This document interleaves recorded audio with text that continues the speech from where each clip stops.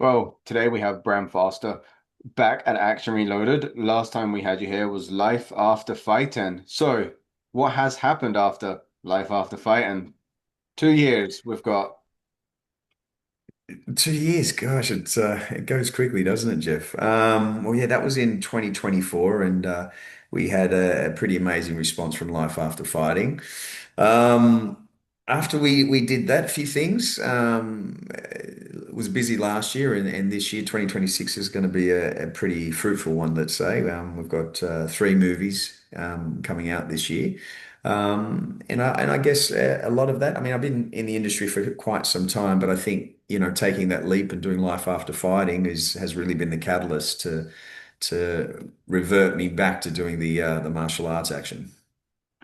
Um, you mentioned that you got three movies out this year. The first one I want to touch upon that people listening will know is coming out in a couple of weeks. It's called Based. Could you tell me a little about that? As I know it stars the great Russell Crowe and it stars Dan Yeah. McPherson. Yeah. Beast, I think that's April 10, so that's a little while. So yeah, I mean, Beast came about from producer Mike Schwartz. Again, they're Australian, and they came to me and they spoke to me about the film and whatnot. And I had a look at the script, and I knew Daniel. I've worked with Daniel on a few films now, actually. Same with Luke Hemsworth, and it was the first time for me to work with Russell Crowe, obviously. And I really liked. I spoke to the director, and I really liked him, Tyler Atkins, and he was great. So we got on like a house on fire. So then we had some talks back and forth. Did a little bit of a read for the character, and everything kind of worked out. My only one stipulation was that for my character that I do the choreography. And then it turned out that I became the choreographer for the whole movie. So worked out quite well. Yeah, because then at least we're guaranteed to have good fight scenes, right? I hope so. We'll wait till you guys see it. Yeah, Yeah. I'm really looking forward to it. I like Dan, I like Russell, I like Luke, but the mainstay for it was your draw. So your participation had me hooked anyway. So that will get my ass in a seat for that one, so to speak. Um, Appreciate it, Jeff. anyone Thank who's you. here for promotion of Beast. That's all I kind of want to do on Beast. I love Beast. I love Dan, love Russell, love what the movie can give. But like, for people that don't know, Bren has actually returned to the director's chair for a film called Relentless. And if you saw Life After Fighting, you would know that was the best fucking martial arts movie of 2024. It was hands. There actually hasn't been a martial arts movie as good as it. I'm not even gonna lie since that period. There's not been one that matches up to it in the sense of you still get movies now where you go in and it's like boom, boom, boom, boom, boom, and then the person's out cold, and then people can still go in and do like an hour mission. Yours are you put them in a hold, choke them out, and they are out for the literal like 10 to 60 seconds, then they get back up, and then you have to go back at them. It was so realistic, and you had all these different combinations of the martial arts. It just wasn't, kick, punch, knee. It was brilliant. So yes, Bren, no one has topped that. No one has topped that. Thank you. Thanks. And I really appreciate that what you just said because, some people have said to me, oh, you knock someone, oh, they keep getting up. That's not realistic. When in fact it is realistic because even a boxer, they get 10 seconds and then, they've got 10 seconds to get up even after they've been rocked. And the guys that he was fighting in Life After Fighting, they were all mercenaries, right? So, and I remember I was having a jujitsu role with quite a good fighter who was in the UFC, and I actually choked him, and he went out. And then he went out, and I went, oh, and I let go, and about maybe 10 seconds, 15 seconds, he woke back up and he goes, oh, did I go out? I said, yeah. He goes, oh, keep going. And he just kept going like nothing. Like nothing happened. So just I'm glad you pointed that out because there was a little bit of back and forth with some people. Some people, no, it's unrealistic. These guys keep getting back up, but no, these guys were mercenary soldiers, all trained in martial arts. They get knocked out when they wake up, they're coming back again, and essentially that's what forced Alex. Faulkner, the character in Life After Fighting, to switch gears and realize that he had to start killing them to be able to stop them. But anyway, yeah. So I'm glad you mentioned that. Yeah, it was one of the things that I think really stuck out to me. Like you could have done that end bit and just made it sort of run and gun. Yeah, I think what made it more sort of like I don't want to use the word like draining because that's not the word to describe the finale, but it like emotionally drains you because you can just picture yourself having got this person in a lock and put him down for you to turn around, and then when you look back behind you, he's getting back up. It's yeah. sort of like just taking on Michael Myers or something, you know. You'd be like, geez, you know. And that's what Oh I really dear. liked about it. And to anyone that doesn't have a gripe with that, maybe study martial arts for a short period and you'll realize that is the case, you know, because, you know, it's not like Jason Bourne. You can't really go in, hit someone in the face once, and then go do a whole mission in a building and then leave, and then he'll still be on the floor That's right. unless you killed him with one punch. You're 100% right, Jeff. Completely right, mate. Yeah. So before we move on to Relentless, Life After Yeah. Fighting 2, that's what the last question I asked you in 2024. Yeah. Is, I am currently writing that. oh, yes. I'm currently writing it. The story's there. We know what's happening. Um, and from beginning to end, we know what's happening. And I think I'm on about page 13, 12 or 13. But yeah, but it's all set out where everything I've got to hit. So, but yeah, so part two is coming. Brilliant. And if it's in the script, if it's on the cards, I would like to make a suggestion that Yeah. Scott Adkins be the villain. You know what's funny that might be doable because we now share the same managers. So yeah, it's yeah, possibly. Well, let's see how it pans out, you know. It's Yeah. funny with Scott, we've come close quite a few times to working together. Again last year for a project. Um, it was all set, but then the whole project fell over, so it didn't happen. And do you know what's really weird in sort of a weird way? You look alike. You have the same Yeah, build, yeah, you know. we get that. I think someone saw the trailer for Mexicali and they go, "Oh, great, cool, awesome, another Scott Adkins movie. I can't wait." But yeah, it's okay. Yeah, Yeah, like I definitely think there could be like, do you remember back in the day, Van Damme done that movie Double Impact? yeah. There we go. Yeah, we've actually we spoke about that actually. When was it? I think it was on a phone call, not when he interviewed me. When we were talking about this project that was coming up, the one that fell over. I think yeah, that was mentioned. But yeah, it could be good, right? Yeah, I agree. Yeah, Because both of yeah, you are very talented and you yeah, always bring your A game. yeah, Yeah. yeah, yeah. That's one thing.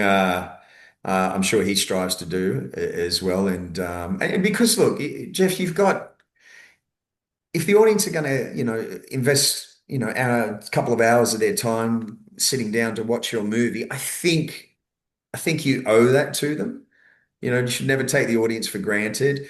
And if I ever get to the stage where a lot of actors they fly in for a movie and they'll do 1 to 2 days, they'll read off cue cards, or they'll come in and do their scenes without the proper actor opposite them being there because they don't want to come in at a certain time to work opposite the other cast actor.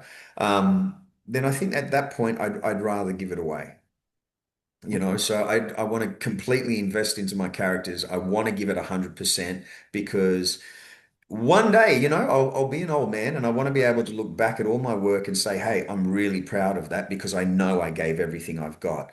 And out of respect to the audience members that are sitting down to watch those movies, respect for them and respect for myself, respectfully, I should be giving 100% no matter what.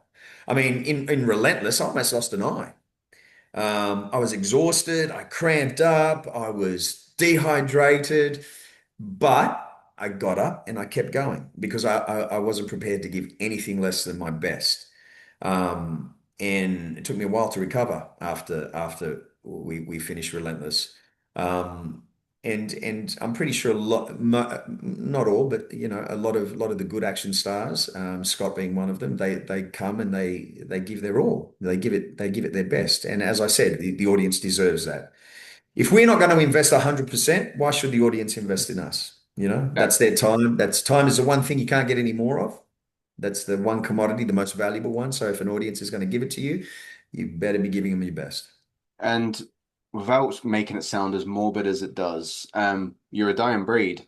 Um, you don't you don't really get the guys like you and Scott that do the physical stuff anymore. I find it's more you've got the face of a movie rather than the action star of a movie. You know, you could put in Yeah. without name, just don't name names. So like X actor leads this movie. But he may not be doing all the physical stuff, but he's getting all the props for it. Whereas you boys, you just get shorter deadlines, tighter budgets, and that's you doing the backflip. That's you doing the kick. That's you getting hit in the face, you know? And I just think this style of action star actor is just, there's not too many of yous left. Do you agree?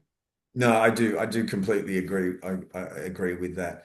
Um, Yeah, yeah, no, I do honestly and completely agree with that. It's very rare you find an actor who's willing to do the work, who's willing to get down and dirty and rumble and get in and make some contact. And I do have to say, but I do want to give a shout out to Daniel McPherson because Daniel only he trained for a couple of years for this role. Um, and he's moved, and he came to my school in the pre-production period, and we did all the fight choreography. And myself, my nephew, my son, we all trained Daniel up, and he gave it 100%. And for an actor to give as much as he gave physically, he got bruised, he got battered. There was some even like with blocking, but there was some hard shots on the arms, some takedowns, and he actually Dan got a pretty bad injury, not from me, just from himself in his upper leg. But I've got to say, I got a lot of respect for Daniel because most actors would not have done what he done. And Yeah. he brought it. He put the training in. He worked hard. He wasn't afraid of the contact. He wasn't afraid of hitting the ground hard. And he did great. Um, so yeah, big props to him. There's two big fights in Beast, and the rest is pretty strong dramatically. And the two big fights, I'm in both of them. One is with another actor, Mojon, but my son doubled him. So my son Yeah. took a lot of the big hits and a lot of the hard work, but Dan, like literally 90% of it, he did. And Unreal. so I got a lot of respect for Dan. Always will because of that. But he's a good actor too, and I do like the guy. So yeah. And then on to Relentless, which you've wrote and directed. So, how does it differ from Life After Fighting? Would it be more sort of the gung-ho action, or have you kept that realism in there that was in Life After Fighting? Yeah, we've kept a lot of the realism. And mate, I am fighting some absolute monsters in there. Alex Simon, who's cast in there, he's 6'4" or 6'5", 150 kilos. You got ex-rugby player, Tups. He's about 130, 125. He's like 6'4", 6'5", and a lot of this stuff was quite brutal. It was bare knuckle MMA style, but there's a lot of contact in there. There's a lot of wrestling. Um, there's a lot of speed involved in the stuff. In some ways, it's faster than what we were able to achieve with Life After Fighting. It's very real. It's very visceral. The fighting. It's a little bit different. It's not so much the fighting. It's not so much life and death like it was at the end of Life After Fighting. But there's a lot on the line for the lead actor. He's really struggling to fight even in the face of adversity because um, he fights he gets unwell, let's say. I'm trying not to give too much away, but and he's got to fight through that for himself and for his family. While the underpinning is a criminal underworld that kind of that is the pulse of the whole movie. So we have that criminal element, and obviously there's the bad guys and the good guys, but it's all involved in this particular underground world. But the fights are they're quite brutal, visceral, like especially the ending. The ending is it's not only brutal, it's action packed. You're going to see like arm breaks, leg pops, knockouts. It's all in there, and there's way more fights than there is in Life After Fighting. But the ending of Life After Fighting, that half an hour onslaught at the end, stands that stands in a league of its own. Relentless is a different type of movie. It's more fighting to win particular matches, even though we've got two big brawls in there. Where Life After Fighting at the end was very much life or death. He's fighting to kill and to make sure those around him are okay. And do you Long-winded answer. Hope it made sense. do you prefer like writing and directing your own movies rather than sort of starring with other people directing? Do you prefer to be able to run with your vision, so to speak? Yeah, in a way, I do prefer it. It's because I don't really like I can shoot if I especially if I've choreographed. Like in Beast in Me, I choreographed the all the fight scenes, but there has to be a bit of an understanding when you're trying to work with other people, and that's okay. But with Relentless, I can highlight my choreography in the best way possible, in the best way that I know it's going to look, and I don't have to navigate around anyone else. And I think one of the beautiful things about that is I get to be like artistically fully fulfilled in terms of I don't have to feel like I, I'm getting squashed or I'm getting held back from something I want to do. I can really go for it. I can practice everything in the rehearsal period, in the pre-production period, and then once we get on set, it's just go time, and we know we've got lightning in a bottle. And then you touched upon, you know, Relentless and what it involved and entailed, and you wrote and directed it, so we know it's going to be a hit, right? I hope so, mate. I really do. Sometimes, especially if I've been sitting, we've just locked off the edit right now for Relentless. So, I've been sitting in front of it for weeks and weeks now, since January. So sometimes you get a bit desensitized to it and you look at it and you're like, have I made a good movie? What have I done?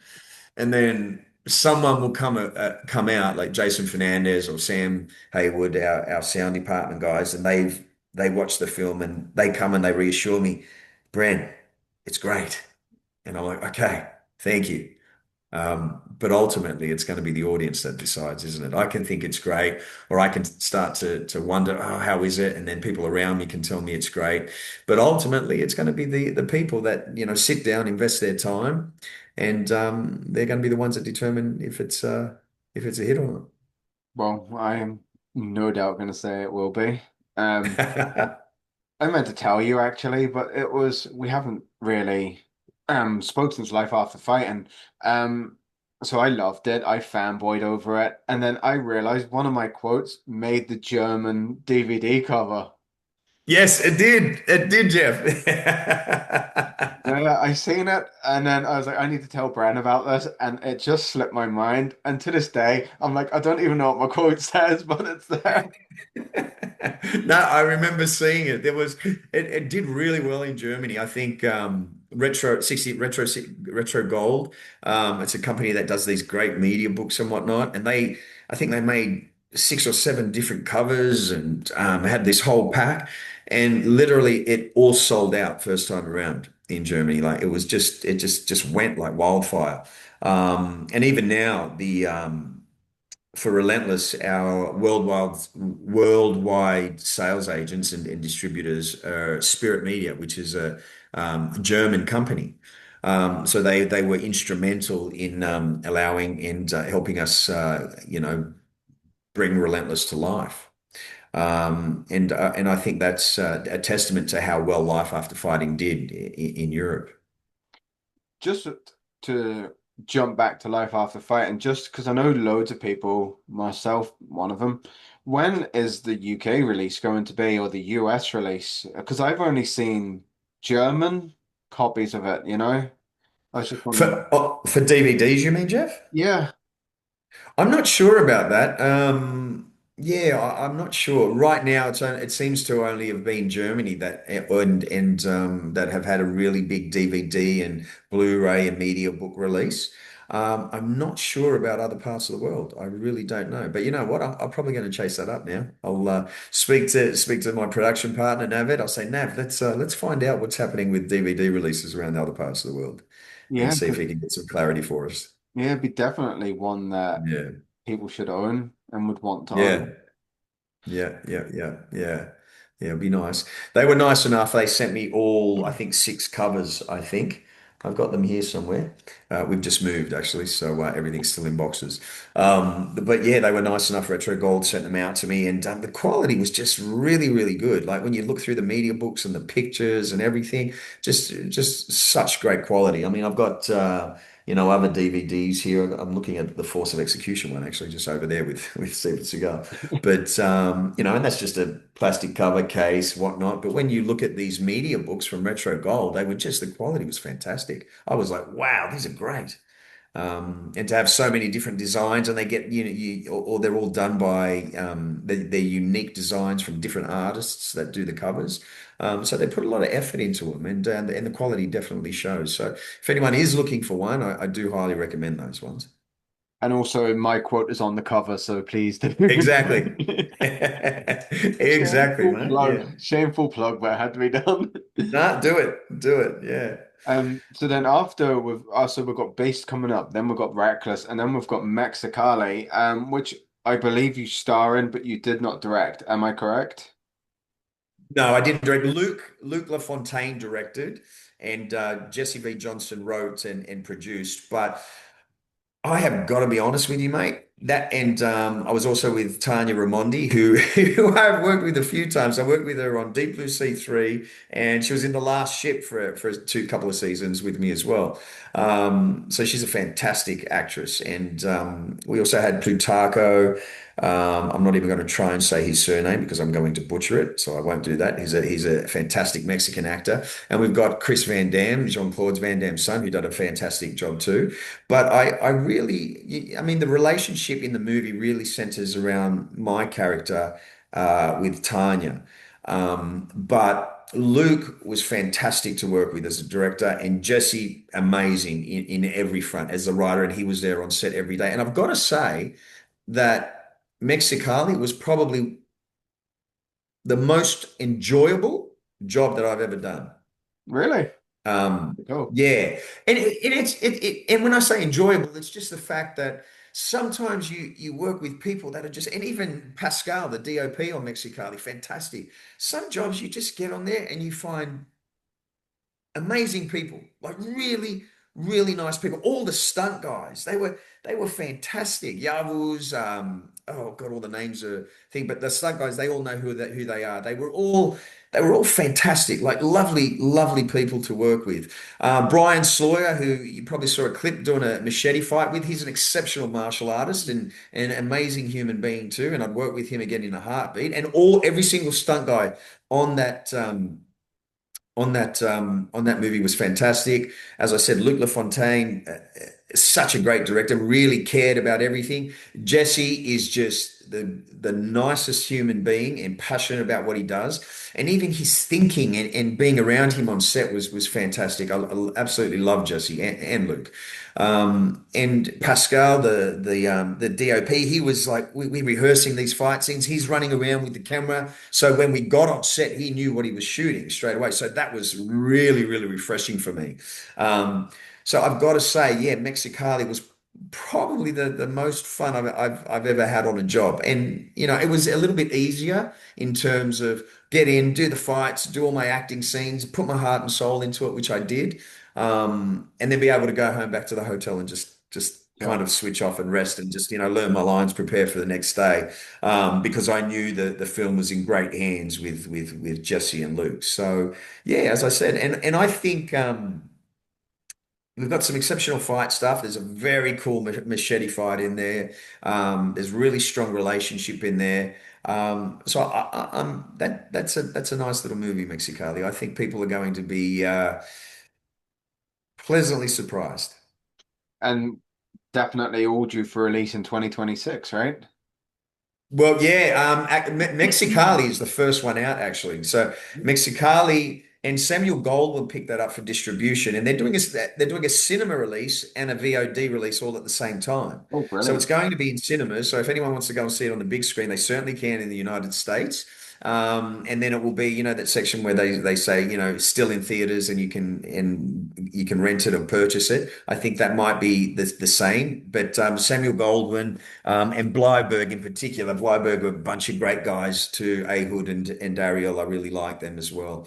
But they put a lot of love and care into Mexicali. And that comes out on the 10th, sorry, 13th of March. So that's coming out in a few weeks. And then Beast is coming out in cinemas in the United States on the 10th of April. And we should finish Relentless by the middle of the year. Music, score, original score, sound design, everything, and then I guess it's going to be up to the powers that be when they decide to release it. But I'm hoping that will be at the end of the year too. So fingers crossed there'll be three films this year, Jeff. Fingers crossed. Forward to it. I I really know two for sure, so let's hope the third one makes this year as well. One question that I've wanted to ask for some time, but it always slips my mind because we always talk about martial arts, action, and Yeah. um. So this is going to back a bit, but what attracted you to Deep Blue Sea 3? Because it was completely out of like the Bren Foster sort of ballpark, you know? I thought you'd maybe like lift up a shark and snap it or something, you know? Well, well, a lot of people, yeah, I mean, yeah.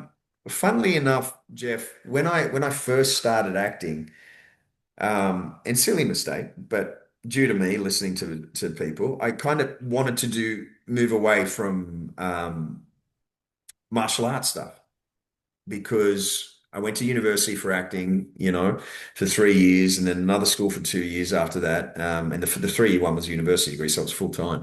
Um, and I came out and, I did a drama. I was then in the States on a soap opera, 2011, 2012. And then a lot of the work I did wasn't really martial arts based. I did a lot of Australian television and whatnot. And I thought, oh, if I want to get taken serious as an actor, I have to go and do the drama stuff, and I'll get stereotyped if I do the action stuff. Um, but I think it was me just listening to other people. As I've gotten older, I'm running towards it, and I wish I didn't listen to those people, Yeah. because we all want to do what we enjoy most and what we love. And the two greatest loves in my life is martial arts and, being an actor. So bringing those two together was something that I should have done, and I should have really pushed for a lot earlier, but I didn't because I wanted to do the serious drama and the serious movies. And even like the last ship, when I got that job, I auditioned for it. They had no idea I did martial arts. Stephen Kane, the showrunner, he comes up to me like this, Jeff. He goes, so Bren, we're thinking about giving you a little bit of an action sequence as you come down. This was my first episode that I was doing on the last ship, as you come down the boat. And he goes, do you happen to know, he does this, do you happen to know any fighting? Like doing the karate chop hands. And I started laughing. And he goes, what? And I looked at him and he didn't laugh. He's just looking at me. And he goes, and I go, are you serious? He goes, yeah, I'm serious. Do you know how to do any kind of fighting? I go, oh, Steve, I'm sorry. I thought you were joking. And then I'm like, yeah, yeah. Here's a YouTube video of me doing some fighting. And he looked at that and he went, oh. And then he went to Garrett Warren, the stunt coordinator, come back, and then I said, okay, we want you to do this, this, and this, and this. And I pretty much put the fight scene together. And since then, or sorry, as of that episode, from that point on, they incorporated a little bit of hand-to-hand and martial arts stuff for my character, which was Wolf. But I never got that role because I did martial arts. I went into Warner Brothers. I had an audition, did the audition. The following week, they called me back for another audition. And then they told me, hey, you've got the part of Wolf Taylor in The Last Ship without knowing I did any kind of martial arts. So, yeah. So, anyway, and that was a long ass winded the answer. But to come to Deep Blue Sea 3, that was just an audition. Again, I went into Warner Brothers. I sat in because that was a Warner Brothers film, and sat in a room full of people. I did this audition, and I'll never forget that the lady, the reader, was tapping on the thing with a dominoes piece during the scene, and she was playing opposite me. And as you know, in Deep Blue Sea, the character was a little bit unhinged. And just in the middle of the audition, I incorporated it into the audition, into the scene too. And she just like, I just screamed, "Shut the F up!" Boom, smacked the table. And the whole room went quiet. And then I kept like, it was part of the scene. I incorporated it into the audition. It wasn't like I was, swearing at the reader. But I think that startled everyone to the point where I was the first one cast in the movie, you know? That's So, brilliant. yeah, look, it is off center. It's a crazy shark movie, but it went to #1 on iTunes. So, as silly as the premise may be of sharks that can think at a heightened Einstein level, the movie did really, really well, you know. But and did I have a good time? Yeah, I actually had a really good time in South Africa filming that. And John Poe, the director, great guy to work with. So you just sometimes you just don't know. And I was, to be honest, I was like, oh, I don't know about this job. Oh, Deep Blue Sea 3, this and that. And then once I found out who the other cast were, Tanya, who I knew was a fantastic actor, Emerson Brooks, who I know too, fantastic actor. And Nathaniel, he was a good actor. I knew him from Australia a long time ago. So I looked at the cast and I thought, okay, all right, this might be something here. As I said, I was the first one cast, and then as the roles got cast and locked into place, I thought, okay, this is going to be pretty cool. And then it turned out that the movie wasn't half bad. Well, it went to #1 all the way around the world in iTunes. So I guess yeah, the audience decided it was okay. Just before we wrap up as well, I've got to know. So, as we've sort of discussed a couple of times in here, we're all getting older. Yeah. Um, so what would your regime look like now for staying in shape? Like, would you do like cardio, weights, martial arts, and would you still train as hard as you did, just say 15 years ago, or what would it look like for you now? The biggest thing I've noticed recently is with the weight training. I found like I was still trying to train really, really heavy. Not really, really heavy, let's say moderately heavy, because I'd never do 1 rep maxes or stuff. I'd always try and get the reps between 8 to 10. But I found trying to do martial arts and trying to do that and trying to do all my cardio, my body wasn't recovering. So I made a slight adjustment. I went to lighter weights and just higher reps and less sets. And since I started doing that, my recovery and the stiffness seemed to subside. The stiffness wasn't as bad. The recovery was better. And I felt looser and a little bit freer when I'm trying to do martial arts, if I'm trying to kick or punch or do Brazilian Jiu-Jitsu. Um, so I think that was a major turning point recently. I just had to lighten the weights and the volume of weight training. I had to drop that a little bit. Um, my gauge is I have a 23-year-old son and who's an outstanding martial artist, and I have a nephew who's 27 who's also an outstanding martial artist. Jimmy, my nephew, he's a professional fighter. He's just about to, and he's the current South Pacific Muay Thai champion, and he's about to fight again in about 2 weeks' time, caged Muay Thai again. My son is constantly competing in Brazilian Jiu-Jitsu. He's just about to compete in the Combat Taekwondo Championships in about another 2 weeks. No, that's 4 weeks. So my test of measure, as long as I can still, put them through their paces, I'm not slowing down. When they start to surpass me, then I'll know, okay, at that point, I think that's going to be a pretty good indication that I'm slowing down. But right now, I'm still putting them through their paces. And so I'm still pretty good. And I think what I'm doing in terms of training is keeping me where I need to be. But you know, I'm sure it won't be too much longer before they start tuning me up. Well, you know what? Keep doing what you're doing. You know, Thanks, like Jeff. I said, you know, likes of like you can probably name. I don't want to miss anyone else off the top of my head. There's like you, Scott Adkins, Michael Jai White, Mark Stranger, sort of people that are still able to do what you do, bring real Yeah, life action to the screen, and you're trained in it. You know, so keep doing that. You know, keep bringing these movies because. You know, it's what makes action movies fun, you know, because yeah, you know, people would be like, oh yeah, these are low budget ones. But the budget never looks low. It's just people being snobby. And the fights are always so much better. Like, I would yeah, rather watch Life After Fight and like straight, you know, just watch it on repeat rather than watch something blockbuster like the Avengers, for instance, like stuff that is just all just sort of put together, you know, and like half the time it's CGI and I can't invest in that. Whereas when you know someone's actually put blood, sweat, and tears into a movie for everyone to see and potentially could have like broke a leg, hurt their joints, you know, that's what makes action movies. yeah. I completely agree with you. Completely agree with you, Jeff. Yeah, and I think I'm exactly the same. Even today. I had a little bit of time, so guess what? I went and watched The Perfect Weapon and Bloodsport, second half of Bloodsport, because I watched the other half, first half the other night, you know. But I will always kind of go back and look at those very charming 80s movies. And I watched Scott's movie the other night too, probably 2 nights ago, Diablo, because it just came out in Australia, and that was good. Him and Marco Zerard did a good job on that. So yeah, I think I'm with you. Like actually, no, I don't think I'm absolutely with you. When I know someone's doing it for real and there's not all this copious amounts of budget for CGI and they're putting their heart and soul and hard-earned sweat into it, and I'm seeing these beautiful martial arts techniques, to me, that's what I grew up on. So, it's like I'm reminiscing my childhood. And even my wife, she said to me today, she goes, who was it? Muhammad Queasy, who played one of the kickboxers.